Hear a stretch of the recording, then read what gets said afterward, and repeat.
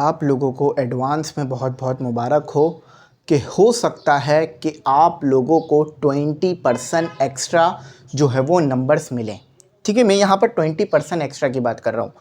अच्छा, अब होगा क्या, क्या होने जा रहा है, कब हो रहा है, कैसे होगा, सब बताऊँगा। याद रखना, सारी डिटेल्स अगर चाहिए तो वीडियो को थोड़ा वॉच कर लेना, सारे सवालों के जवाब मिल जाएंगे, वरना कंफ्यूज रहोगे। अच्छा, नई मार्कशीट जो आएगी, अगर नंबर बढ़ते हैं तो वो कहाँ से मिलेगी, क्या प्रोसीजर है, सब बता रहा हूँ। अच्छा, एक बात ये दिमाग में रखना कि अगर किसी बच्चे की परसेंटेज 80 आई हुई है या चलो 81 आई हुई है, तो क्या 20% एक्स्ट्रा मिलने के बाद उसकी परसेंटेज 101 हो जाएगी? क्या ऐसा होगा या नहीं? चलो सारी बातें करते हैं, ठीक है। अच्छा, सबसे पहले तो देखो भाई, आपको पता है कि आप लोगों का फर्स्ट ईयर का रिज़ल्ट जो है वो बहुत ही ज़्यादा ख़राब आया था, और जो बच्चे पास हुए थे वो भी बराए नाम पास हुए थे। उनका भी रिज़ल्ट 40, 30 या 45, 50 में, 60 में था। ठीक है, बहुत ही कम A+ या A में जा पाए थे। तो इस वजह से क्या हो रहा था कि बहुत ज़्यादा बच्चों ने एहतजाज किया और आप लोगों ने अपनी आवाज़ उठाई। सिंध असम्बली में जो लोग बैठे हुए हैं उन्होंने भी आवाज़ उठाई, और ख़ास तौर पे जो हुकूमती लोग हैं उन्होंने आपकी बात को माना। क्योंकि अगर देखो, हुकूमत आपकी बात को मानेगी जब ही कुछ होगा, वरना कुछ नहीं होना। तो हुकूमत ने आपकी बात को माना, बोर्ड के जो चेयरमैन हैं वो भी तब्दील हुए, ठीक है, और फिर और भी मामलात हुए। तो अब ये काम भी हुकूमत की तरफ से होने जा रहा है।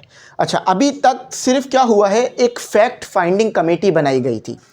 फैक्ट फाइंडिंग कमेटी क्या है कि एक ऐसी कमेटी बनाई गई थी, और ये किसने बनाई थी, सिंध असम्बली की जानिब से बनाई गई थी, जिसका काम ये था कि वो फर्स्ट ईयर का जो रिज़ल्ट आया है उसे चेक करेगी कि आखिर इतना ज़्यादा रिज़ल्ट ख़राब आया कैसे, और फिर जो सिफारिशात हैं जिन लोगों की वजह से रिज़ल्ट ख़राब आया है या जो चीज़ों की वजह से रिज़ल्ट ख़राब आया है वो आगे देगी। तो कमेटी को जो टाइम दिया गया था वो कंप्लीट हो गया। कमेटी ने अपना काम जो है वो सबमिट कर कर आगे जमा करा दिया। अब किसे जमा कराया?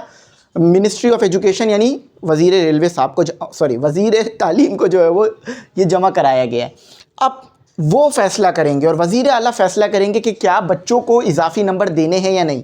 क्योंकि देखो, ये कोई छोटी मोटी बात नहीं है। आप अपना 1% भी नंबर नहीं बढ़ा सकते किसी भी तरीके से। एक बार आपका रिज़ल्ट आ गया तो आपका 1% नंबर भी नहीं बढ़ना, 0.01% भी नंबर भी नहीं बढ़ने आपके, जब तक कोई ख़ास वजह नहीं होगी। तो वज़ीर आला, वज़ीर तालीम जो है ये फ़ैसला करेंगे, और उम्मीद है बहुत अच्छा फ़ैसला किया जाएगा। उनके फ़ैसले की तरफ हम सब देख रहे हैं, और उनको जो है वो उम्मीद है कि वो अच्छा फ़ैसला आपको देंगे, जिससे आपके रिज़ल्ट में भी बेहतरी आएगी और फिर आपको फ्यूचर में यूनिवर्सिटीज़ में अप्लाई करने में भी आसानी रहेगी।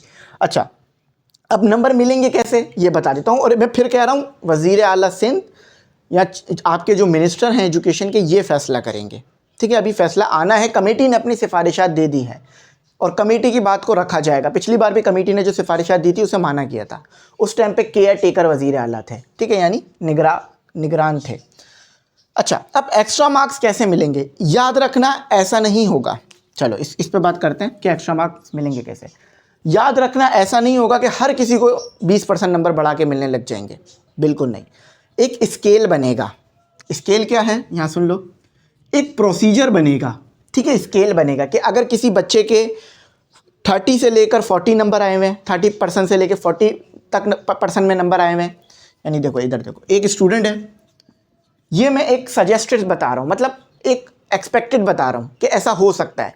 जब वो स्केल आएगा तो फिर मैं बता दूंगा। पिछले साल भी कुछ इसी तरह का हुआ था, क्योंकि हम बहुत डीपली इसे वॉच कर रहे होते हैं, डीपली इन सारी चीज़ों को देख रहे होते हैं, क्योंकि बच्चों को गाइड करना टीचर की रिस्पॉन्सिबिलिटी है, और ये गाइडलाइन आपको कहीं से नहीं मिलेगी। तो एमी इंग्लिश सेंटर अपनी रिस्पॉन्सिबिलिटी पूरी कर कर आपको गाइड करता है, ताकि आप सारे टेंशनों से फ्री हो जाओ और सिर्फ पढ़ाई पे फोकस रखो, ताकि आपको टेंशन ना हो कि किस वक्त क्या करना है। वरना यकीन मानो, मैं बोर्ड ऑफिस गया था, एक छोटा सा डॉक्यूमेंट की फ़ोटोकॉपी नहीं थी मेरे पास, मैट्रिक के सर्टिफिकेट की, मुझे वापस कर दिया गया, ठीक है, कि ये आप लेकर आएंगे तो ये होगा। तो छोटी छोटी सी चीज़ें ना बहुत ज़्यादा इफेक्ट करती हैं, ये आपको अच्छी तरीके से पता है।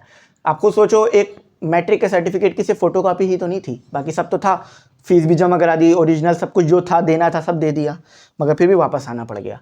तो याद रखना, प्रोसीजर पूरा सुना करो, बात सुना करो, वरना बहुत खुआरी होगी। ये 8 मिनट की वीडियो छोड़ोगे फिर पूरा दिन ख़राब होगा जाकर, ठीक है। अच्छा देखो, स्केल ऐसे बनेगा कि अगर जिन बच्चों के 30% से लेकर 40% हैं, ठीक है, तो उनको कितने % नंबर देने हैं।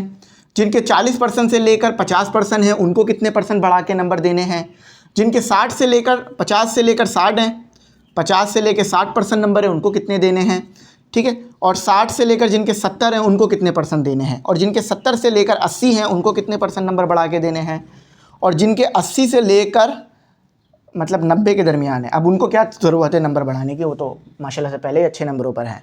ठीक है, तो उम्मीद ये है कि इधर तक स्केल आएगा आपके पास 30 से लेकर 70 तक के लिए। ठीक है, अच्छा अब मेरी बात सुनो, अब आते हैं सप्ली वाले बच्चे कि क्या सप्ली वालों को कुछ फ़ायदा होगा या नहीं। तो देखो अभी तक इसका कुछ पता तो नहीं चला कि सप्ली वालों की सप्लियाँ क्लियर हो जाएंगी नंबर बढ़ने से या कुछ हो जाएगा। जब वो प्रोसीजर आएगा ना बोर्ड की तरफ से, क्योंकि बोर्ड अनाउंस करेगा ये प्रोसीजर कि किस तरह से बच्चों को इजाफी नंबर बढ़ा के देने हैं।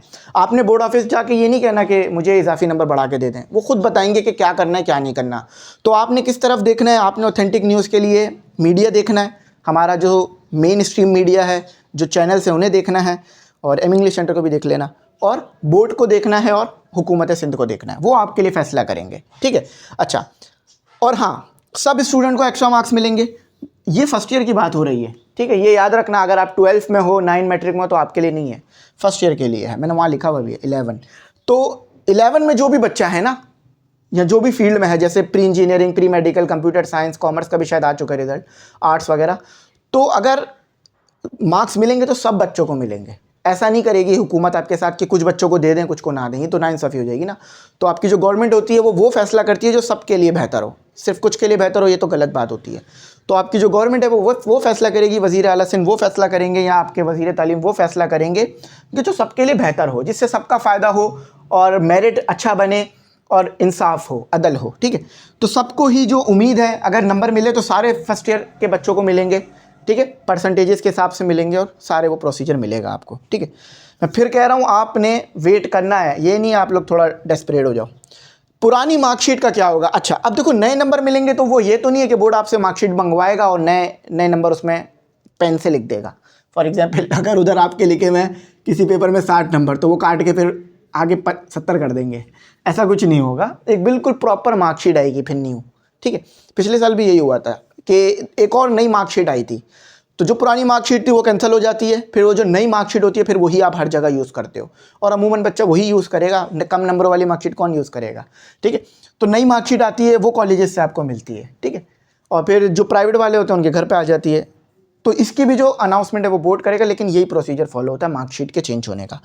और मार्कशीट के लिए आपने परेशान नहीं होना, वो आपको जब आएगी तो मैं बताऊँगा कि कब आ गई है, आप जाके ले लो जाके। अच्छा न्यू मार्कशीट कब आएगी मैंने वो बता दिया ना, जब वो आएगी तो पता चल जाएगा। अच्छा अब देखो एक बात याद रखना, इससे अमूमन उम्मीद है आपको फ़ायदा ही होगा। ठीक है, क्योंकि कमेटी जब कोई सजेशन देती है तो उसे माना जाता है, क्योंकि देखो कमेटी का काम ही ये होता है कि चीज़ों को ढूंढना, कहाँ पे गलती हुई है, किधर किसने गलती की, उसको पकड़ना, ताकि फिर जो है सही फैसले लिए जा सकें। आपने ये काम करना है कि आपने अब वेट करना है। ठीक है, ये नहीं है कि आपने बस परेशान होना है, परेशान होने वाली बात नहीं है। बहुत सारे बच्चे मैं ऐसे जानता हूँ जो बेचारे फर्स्ट ईयर में रिज़ल्ट ख़राब लाने की वजह से, 9-10 में उनके बहुत अच्छा रिज़ल्ट था, फर्स्ट ईयर में रिज़ल्ट ख़राब आने की वजह से बेचारों ने पढ़ना छोड़ दिया। या पहले 8-8, 9-9 घंटे पढ़ रहे थे, कोचिंग जा रहे थे, कोचिंग में ध्यान दे रहे थे, अब उन्होंने ध्यान देना छोड़ दिया। क्या कह रहे हैं कि क्या फ़ायदा ही नहीं है पढ़ने का। देखो मैं मानता हूँ इंसान की ज़िंदगी में मुश्किलात आती हैं, कौमों की ज़िंदगी में भी मुश्किलात आती हैं, यानी कौम पे भी मुश्किलात आ जाती है, मगर अब उस वक़्त क्या करना होता है कि आपने सब्र करना होता है। आपने परेशान, घबराना, टेंशन नहीं लेनी होती। आप परेशान होगे, घबराओगे, उम्मीद हारोगे, उससे आपको 1 रुपये का फ़ायदा नहीं होना, बल्कि नुकसान इतना बड़ा होना है जो कि आप हिसाब भी नहीं लगा सकते। तो परेशान ना हो, पॉजिटिव रहो, इंशाल्लाह उम्मीद है सब अच्छा हो जाएगा। आपके नंबर भी बढ़ जाएंगे, आपके आगे भी मार्क्स हो जाएंगे अच्छे, आपको सब फ़ायदा होगा। अब सेकेंड ईयर पे ना पढ़ाई पे फोकस रखना, उसको नहीं छोड़ना। आखिर में अपनी प्रमोशन भी कर लेते हैं थोड़ी सी, क्योंकि पूरी वीडियो में प्रमोशन तो की नहीं, क्योंकि आप लोग मुझे कह रहे थे सर हर वीडियो में प्रमोशन ही डाले जा रहे हैं, तो इसलिए अब आखिर में बोल रहा हूँ गैस पेपर नहीं लिए तो वो ले लेना। क्योंकि देखो हमारे को जो ये सिस्टम चलाना है ना, तो ये आपकी मदद से ही चल रहा है, ये गैस पेपर सेल करके और दूसरी चीज़ें, तो आप इन्हें ज़रूर लेना ताकि आपकी पेपरों की तैयारी अच्छी हो जाए। और इसमें मोस्ट इंपॉर्टेंट हमने क्वेश्चंस रखे हैं, तो उसे एक बार ज़रूर देखना, जो कि इस बार लगने के चांसेस हैं। तो कुछ ना समझ में आए तो पूछ लेना, और उम्मीद है मैंने सारे टॉपिक कवर कर लिए हैं, लेकिन अगर फिर भी कुछ कवर ना हुआ तो पूछना। ठीक है, थैंक्स फॉर वॉचिंग, अल्लाह हाफिज़। कीमती दुआ में ज़रूर याद रखना।